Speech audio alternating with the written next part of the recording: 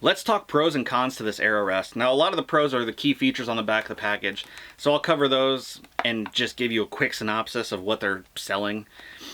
It's an overmolded launcher design is one of the pros, and basically that just means it's coated in a soft rubber so it helps take care of noise, and then of course it's a full capture rest system. There aren't very many drop-away hunting rests that aren't full capture anymore. Then the integrated mount system, which I did not like the IMS or the integrated mount system at first. After setting enough of them up, I really like it more than a standard mount system now. I think it's a lot more rock solid, and I don't think you're going to have any issues with the rest staying square or anything like that. Limb-driven accuracy, they're just talking about the rest dropping out of the way of the arrow and no fletching contact. Not an issue I have with cable-driven rests either, but if you don't have the cable-driven rest timed properly or your drop cord isn't the right length, it can be an issue. With limb-driven rests, that's rarely ever an issue, so it's a lot easier to set up. And then the ball bearing drive system is the last thing they cover. Basically it just means smooth operation. Again, not something I've ever experienced, provided I'm using a quality rest. If you use cheap rests, of course you're going to have issues, but with just a quality rest, I've never had that problem. Now let's talk about some of the cons. To me, being a limb-driven rest is a con. The long cord makes me nervous. I hunt a lot of stuff that's really thick. I get my bow hung up, and I'm afraid if I get that cord hung up, it's going to get broke, cut, something to that effect, and going to cause an accuracy issue. The other downside to me is that it doesn't have a whale tail. It just has a pronged rest, and I'm not sure that I'm always going to be able to get the arrow when I draw. But we'll find out after I use it enough. Now, as you can see, I already have this mounted on my bow. But we're going to go over the few screw locations you need to know for adjusting and mounting. The first one is this little screw right here. This is what's going to loosen up your IMS mount. So you'll loosen that up and you'll mount it on the dovetail on your bow. Now when you mount it, I like to adjust my height for my arrow so that the middle of the arrow carbon shaft lines up with the top of these burger holes right here. I'll try to keep this in the light so you guys can see it easier. So once it lines up with the top of these burger holes, that's where I tighten everything down. Now if you need more adjustment up and down for any reason, this rest has it available right there. And you can adjust the rest portion just up and down by itself, independent of the mount. But I like to do all that with my mount. Next we're going to set center shot. So fortunately on dart and bows, and I don't know a good way to get so you can see this, it's really not a good way. But they mark center shot on the shelf. Them marking center shot on the shelf makes your job of setting center shot super easy. You just put your arrow in the rest and you adjust the rest over until the middle line of the arrow lines up with that rest mark, or that shelf mark. And that's set center shot. So I've got my Prelude E32 in the press. Now I have it in a press because I don't have a bow vise right now. I haven't decided what one I'm going with. This bow is not pressed at all. It's just tight enough to hold the bow in place. Normally I would not recommend setting up a rest this way, but I gotta work with what I got. And I have set up rests with just my hands, no press, no vise, no anything. So you can do that too.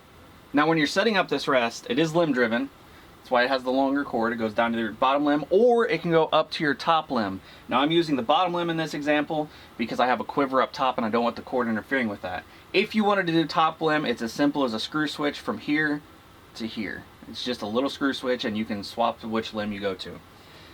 They send a little rubber block that's got a hole through the middle of it that adheres to your limb, and that's going to be your tie-off point for your cord. Now you'll notice my cord is pink. My cord is pink because I like pink on my bows. I also do pink on my arrows. It's my thing. No big deal. It comes with a black one, so if you don't like the pink, don't worry about it. Now where you that was very off subject. Where you put this rubber block on your limb is going to dictate how fast that arrow rest drops out of the way. The further down the limb it is, the quicker it's going to drop out of the way.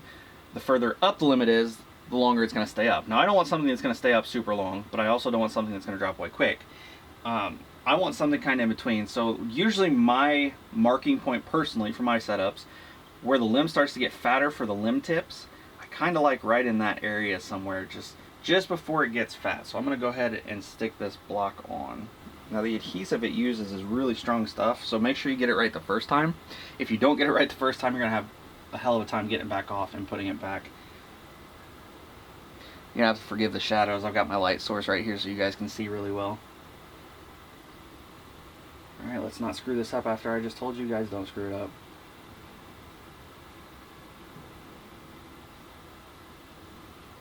Yeah, I like that.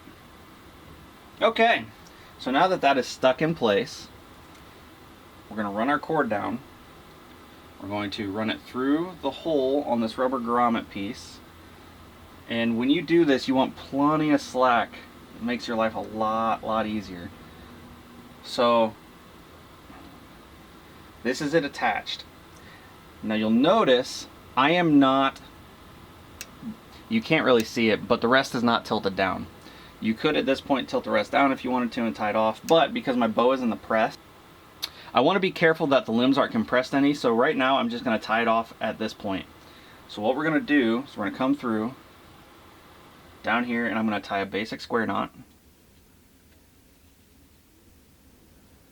And I want this on top of the limb. And I want to try to tie this as tight against the limb as I possibly can. Alrighty, so I've got that cut and melted. So we're going to use a 3/32 Allen and we're going to loosen this up here. And I don't want to take it all the way out. It's not a very long screw. I want it just long enough that cord can rotate through it like that. So, see, that's got tension now. So we're going to reach around the back side. And again, you don't have to do this in the press. You can do it sitting up, however is easiest for you. If you have a bow vise, that's going to be easiest. But we're reaching around. We're putting the rest all the way in the down position. And then we're going to pull that tight. Now, I'm going to have quite a bit of tension on that because this cord does have a little stretch. So we got a good amount of tension on it. Rest is still in the down position. Everything looks good down here. And we're going to tighten this sucker back down. And this is something, don't strip the screw out obviously, but I would say you would be fine to give it a pretty decent tightening down. You don't want anything to slip. Alright, now it's getting tight. Dang near played bass guitar on that. So, not necessary, but another thing I'm going to do to make sure there's no slip is I'm just going to tie a knot here.